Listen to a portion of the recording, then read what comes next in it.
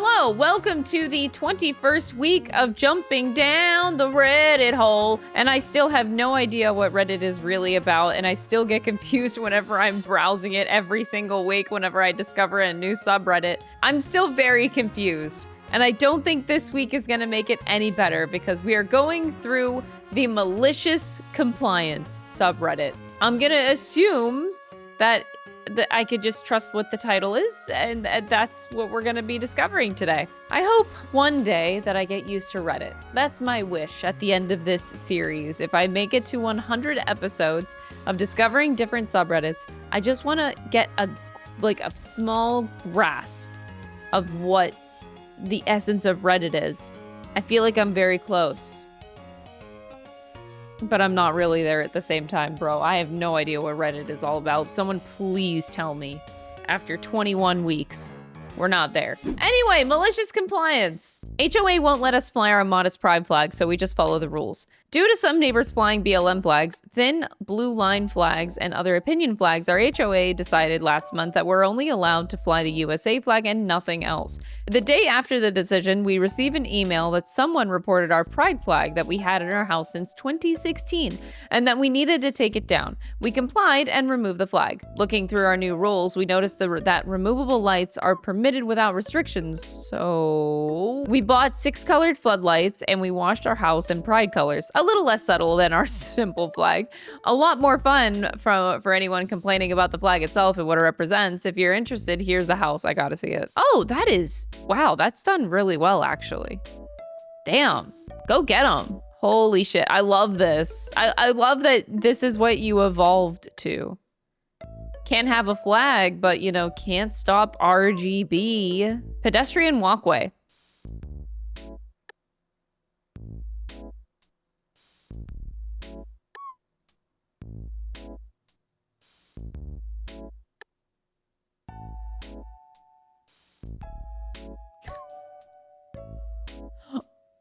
Oh.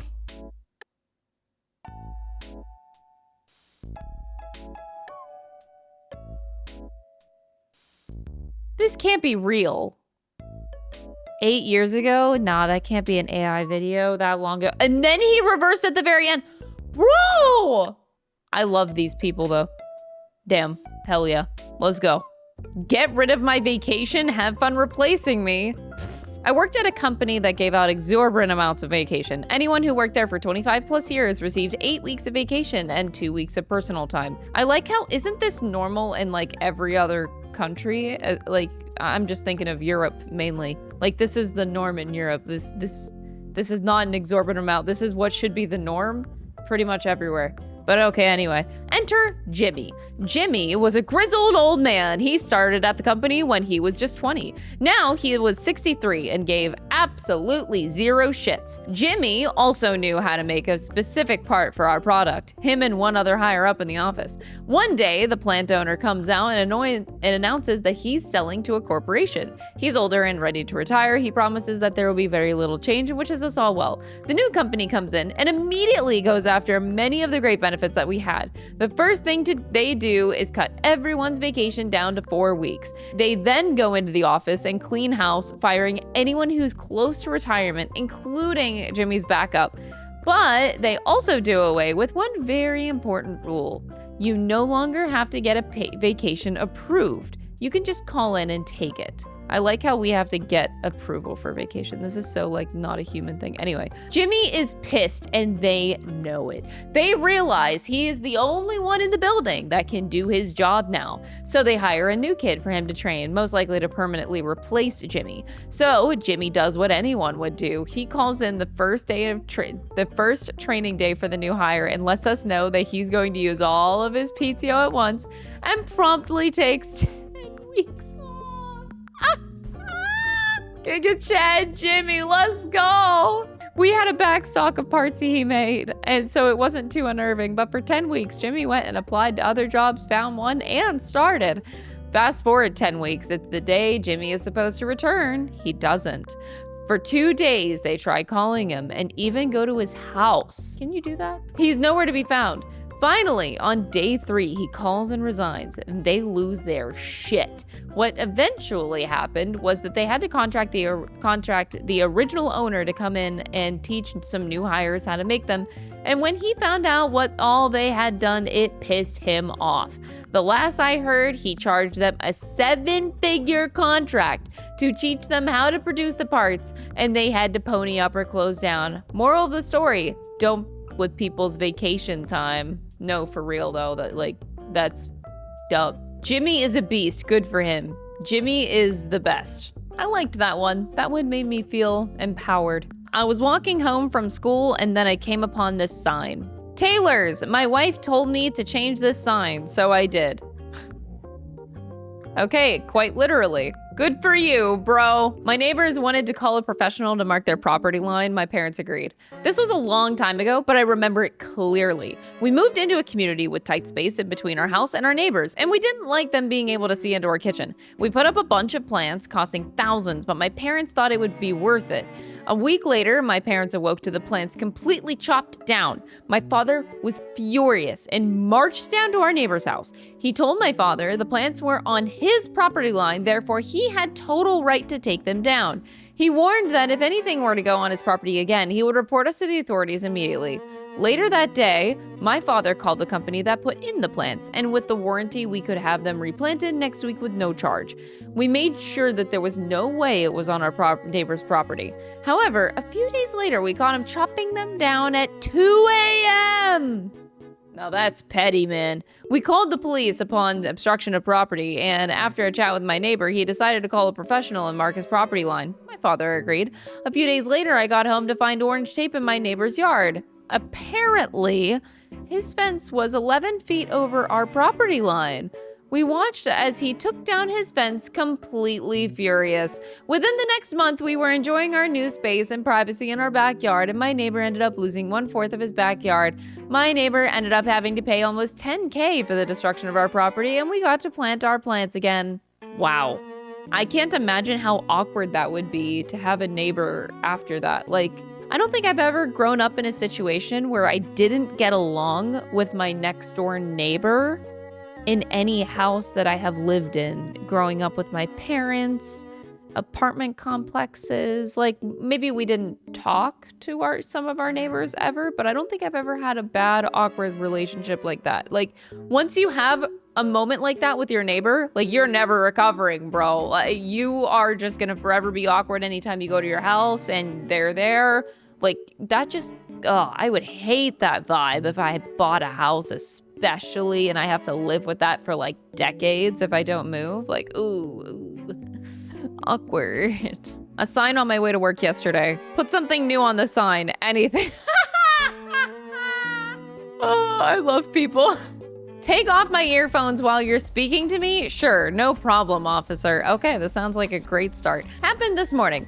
Even though I made a complete and full stop at a 4-way stop, I get pulled over by a police vehicle, lights flashing, the works, you know.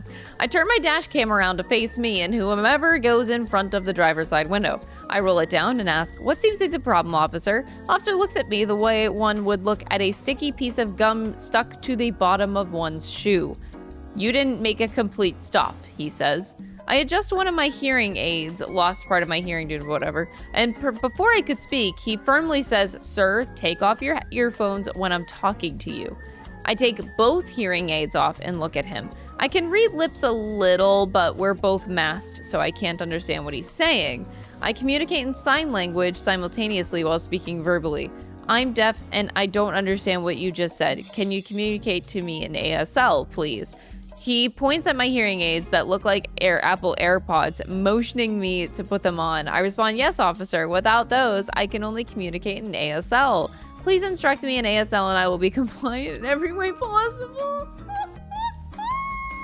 He looks at the dash cam that's neatly pointed squarely at us and mumbles, "For fuck's sake." He then motions for me to go, giving me 2 thumbs up. Needless to say, I rolled up the window and drove away as fast as legally allowed. Couldn't wipe the smile off my face all day. King shit. That was actually beautiful. Even if this is a completely made up story, beautiful. A teacher instructed us to make a characteristics of life poster. I thought it'd be funny and turn this in. Characteristics of life poster. Wait, this is 2014, the date at the top of this. Life is a Quaker cereal that has been part of a balanced breakfast as well as bringing families together in the morning for over 45 years. I think the best way to show all of its characteristics would be on a drawing. I really hope that this student got an A on this. Boss said that we must take lunch at noon. So we did. At my old job, we used to have flexible lunch breaks. Could go anytime between 11:30 and 2. Just make sure someone was covering. Worked fine. New manager comes in, says everyone must take lunch at exactly noon. No exceptions. Okay then, noon hits. We all just walk away. Phones ringing, customers mid-sentence. Not our problem. Boss looked panicked trying to handle it all. By the time that we got back, it was a complete mess.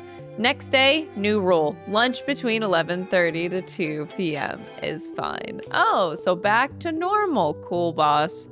Why? Why are you running? You asked for it. Reporters, so you are in Agora for 12 years, but most of the Agoras don't wear anything. You still have clothes on. I have a hard time believing that this is real, but it's funny regardless. My compliance was malicious for the ex-husband. I'm working in the billing queue at a call center for one of the big 3 telcos, and a client calls in regarding a billing concern. Okay. This lady calls in, is puzzled by why she got charged a one-time fee of $49 for a wireless access point. Why would she have that charge when she doesn't have TV services from us? And I inform her that she does. It started more or less a month ago. She's disputing it because Optic TV isn't available in her area. Now, I'm confused. She lives in a small town and there's no Optic TV there. I do a little digging and find out that someone, no, ex-husband, was still on her account and got a 3-year contract to get a free TV for Optic TV and internet. She begins to cry on the phone and tells me that her now ex-husband had an affair with a younger woman, divorced her and milked her for as much as he could, and apparently still is milking her for more. He totally ghosted her, moved to Alberta, changed his email, phone number, blocked her on all social media, etc. In my mind, I'm like, what a dickhead. And I'm like, well, I'm sorry, if you cancel the services, you're on hook to pay for cancellation fees and so on. I can tell her, though, I can remove his access to your account, and you can also add on a password, downgrade the internet and TV to the bare essentials, and I can attempt to redirect the TV gift from his address to hers. I can hear the light going off in her head. Wait, what? You have where he's living at right now? Why, yes, he's got TV and internet services, so there's a service address. She goes really quiet. Says that her lawyer and herself have been trying to track him down, but his family and friends are being tight-lipped about it. She asks if I'm allowed to give her that info. I smile and reply, this is your account. You have unrestricted access for service address, phone numbers, emails that your now ex-husband provided to us to get hooked up. She asks that I can give her his new address, his new cell number, and the second number left on his account, presumably the new woman, and contact info over the phone right now. I asked if she had a pen and paper handy. She was so ecstatic. And after giving her all the details from her account regarding the second service address, downgrade everything, and he was a hockey fan and there was a game playing right now with his team, so I wish I could have been a fly on the wall when the game cuts out and he calls in to ask what the and discovers he's been removed and there's an account pin and he's been discovered by his ex-wife and lawyer. Oh my God. And all for the low, low price of $49. $49. That is a low price for the cost of that lawyer. Damn, that's a beautiful story.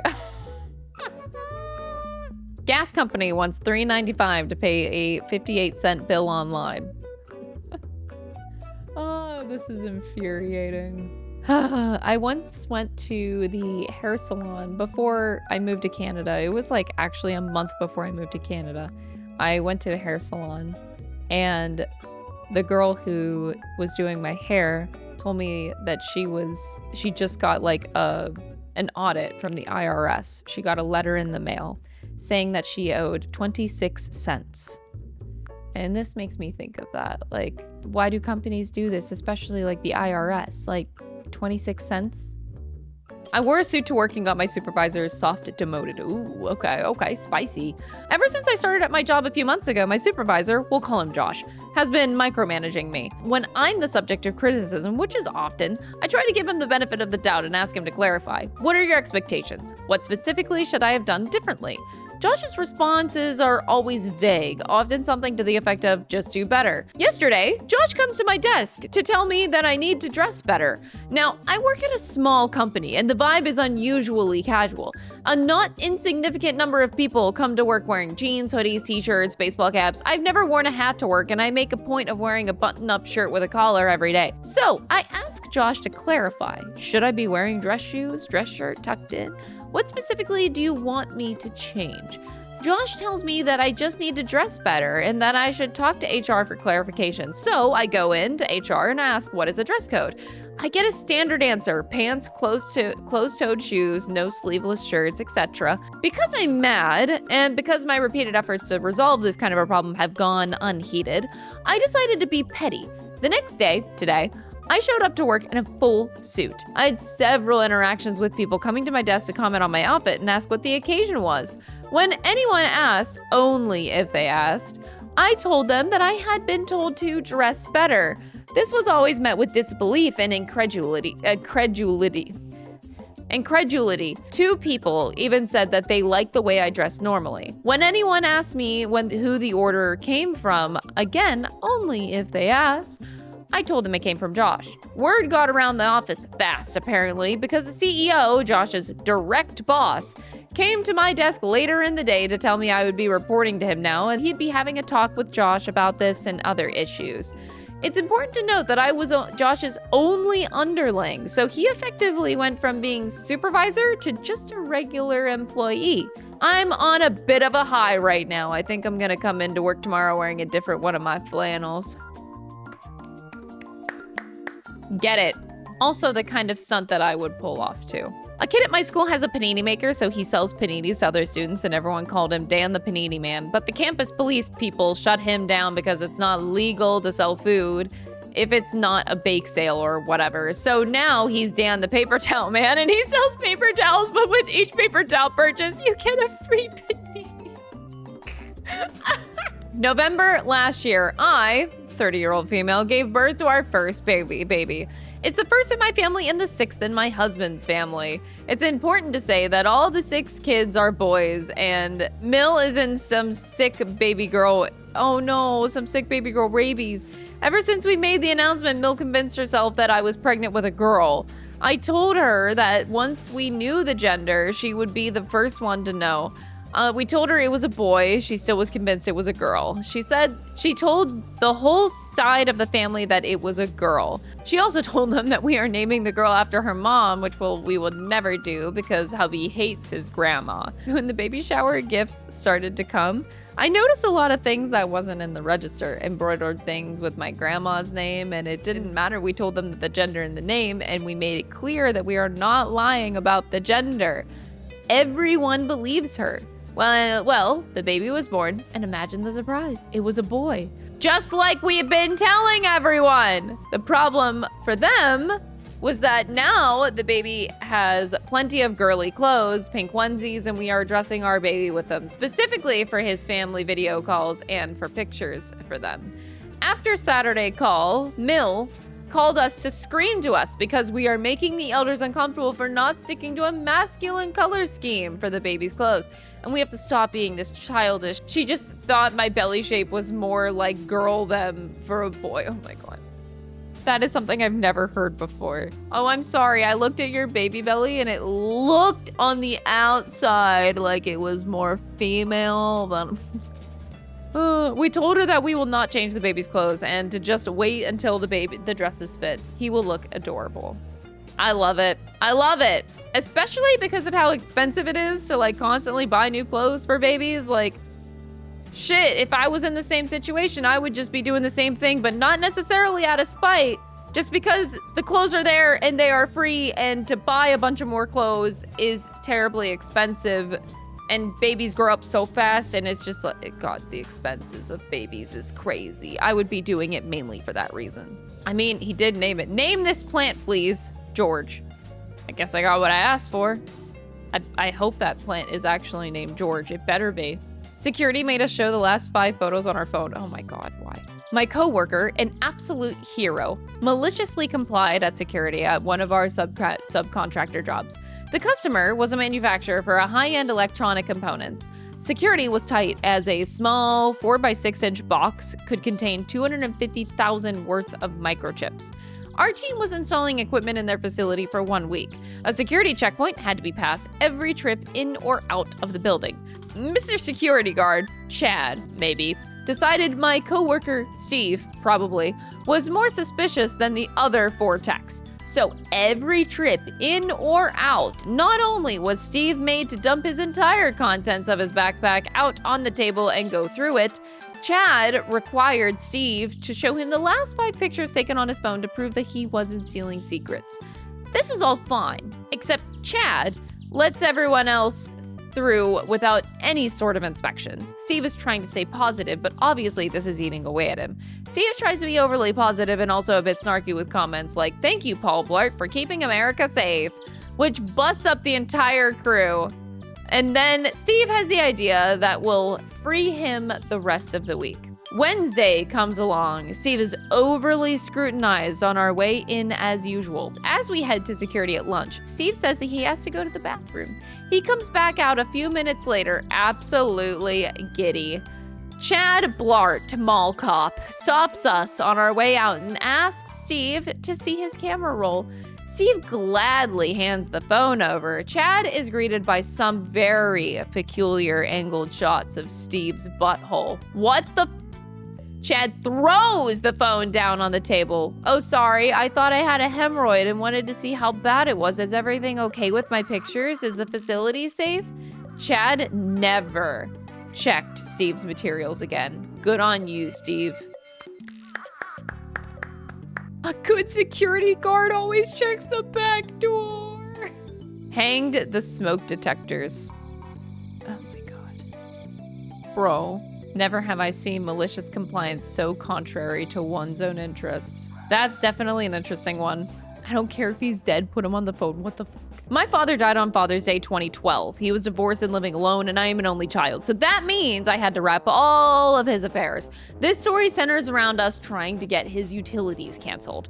I called in to see what we had to do to get them to cancel. The lady I spoke with on the phone said to send in his certified death certificate. I sent in the certified copy of his death certificate the next day. The next month, got another bill. I called again, and a new woman answered. She said that because I wasn't on the account that she had to speak with the account holder. I informed her that the account holder was dead, but she wouldn't budge. I had to make an appointment with a supervisor so she could speak to him herself in person. I showed up at the Board of Public Utilities with another death certificate and his ashes in the clear bag. Oh my God! That they returned his remains in. I plopped them down on the center of her desk and said when she talked to him to tell him that I loved him for me. The woman went pale, flew out of her chair and called the cops. When they showed up, she claimed that I had assaulted her. Oh my God. And yes, my dad's remains were still sitting in the middle of her desk with the death certificate. The cops questioned me as to why I would do that. I told them the story and the supervisor's boss was called in and they all stepped away from the desk for a private talk. While they were talking, the cops came over to talk to me and they said that I shouldn't take human remains out in public, but there were no laws that were broken. I said that I agreed with them that it was extreme, but she insisted to speak with him in person. By then, they were done talking and the supervisor's boss kissed up to me and got it taken care of. But the story isn't over yet. I had to call back a few days later to get utilities back to the house in my name. When the person on the phone saw the address in my name, I was immediately put on hold. The supervisor's boss that finally helped me got on the phone. She sucked up to me and waived all the fees that came with setting up utilities. Just as the call was ending, she informed me that she was again so sorry for the employee's lack of compassion. She said that the employee was terminated, and again, she is very sorry. I can't believe, like, if you tell somebody that the person is dead, why do they keep insisting on needing to talk to them? Like, yeah, she should get fired. Like, what? Hello? They did make the meme more 2018. Earlier this year at the LG headquarters, we can't just call it the LG G7. Think! Are we really doing 2013 memes now? Sorry, you Generation Z millennial asshole. Is this more to your liking? Oh my god, yes. You can't just call Supreme! Brilliant, Siri. The LG G7. Think! F it, add me. Oh my god, yes. Last but not least, thanks for your compliance. Do not erase. Oh, I did this all the time in high school, actually. Middle school, high school. Anytime like a student had to erase the board, there was always a do not erase on there. And yeah, I would just leave that up. I think I've physically done this at least twice. All right, that's it for malicious compliance. Man, oh man. I never know if I should believe anything I'm reading on Reddit because like after many of these episodes, so many of you have told me about like how Reddit just feels like stories that people have made up to farm karma or whatever the point system is on Reddit. But I don't really care because I'm enjoying the stories and it's just whatever to me. I don't take Reddit seriously enough to care. I'm having a good time, but I'm still weirded out by Reddit. Thanks for watching. I'll see you next week. Bye.